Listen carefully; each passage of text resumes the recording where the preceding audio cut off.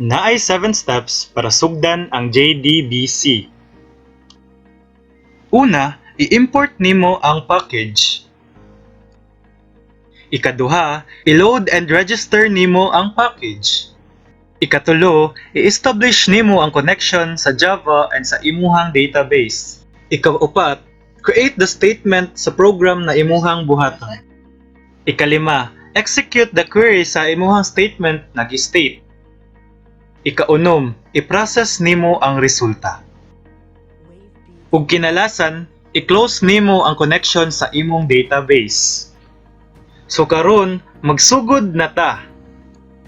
Adto sa database, tapos mag-create kag database. Karon mag-fill up ka sa mga requirements. Then click OK. After sa loading, naadayoy mulabas nga ingon ani. And mag-connect ka diraa. After pag-connect, adto ka sa table, then mag-create kag table. Then ikaw na'y bahala sa mga categories. Please be aware sa mga types nila, like boolean, varchar, integer, and the rest.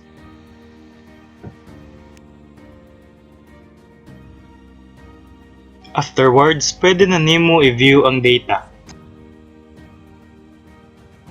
Then maka-add na sad kag data sa mga categories na imuhang gi-input.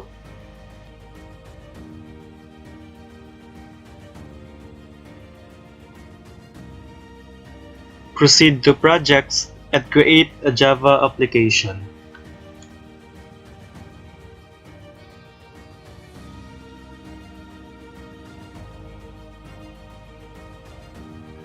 Just do the following steps and don't forget to import the package.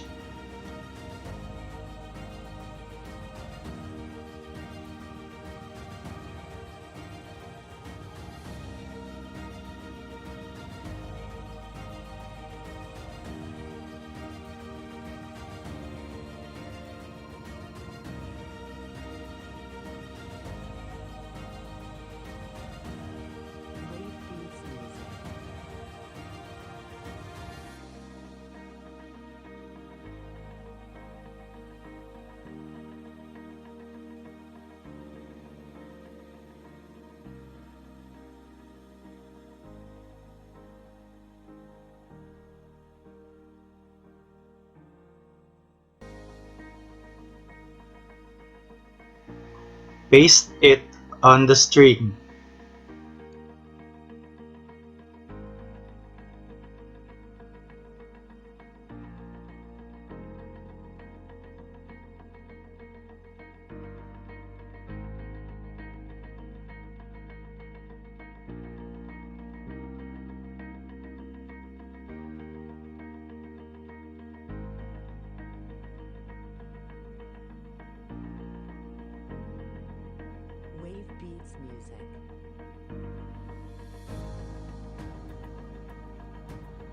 I-apply na nato ang try and catch karon. Then mag-throw ta og exception.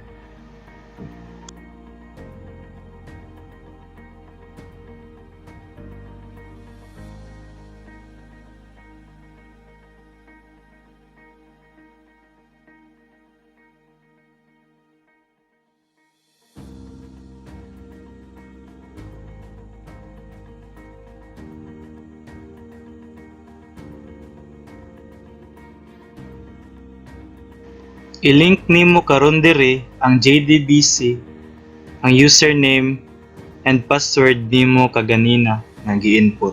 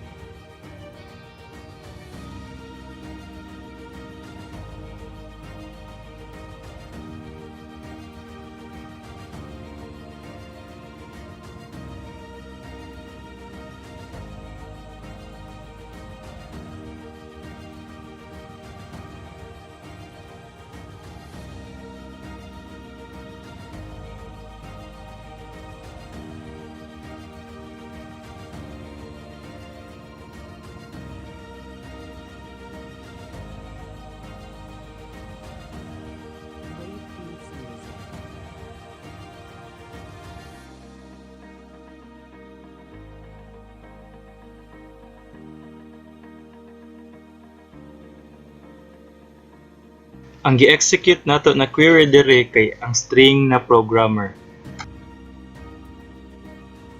Then dire mag while loop ta.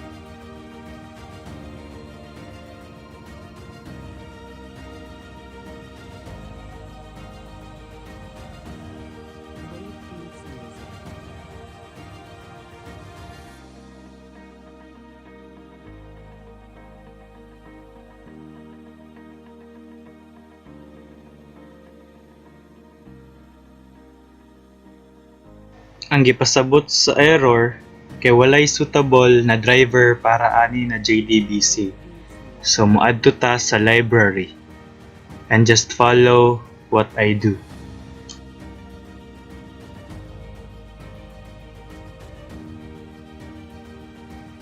Another error occurred because sa string na character. Diraa sa int id, since ako ang gi-assign diraa kay varchar, dapat dili int kundi string akong ibuhat or ipuli.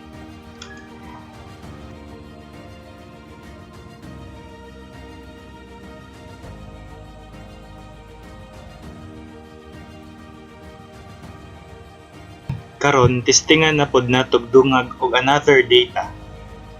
Mubalik ta sa database and mag-add ta og data.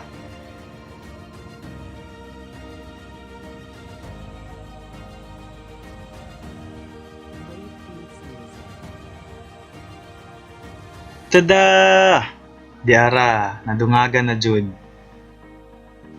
Unta na amoy natun-an, daghang salamat.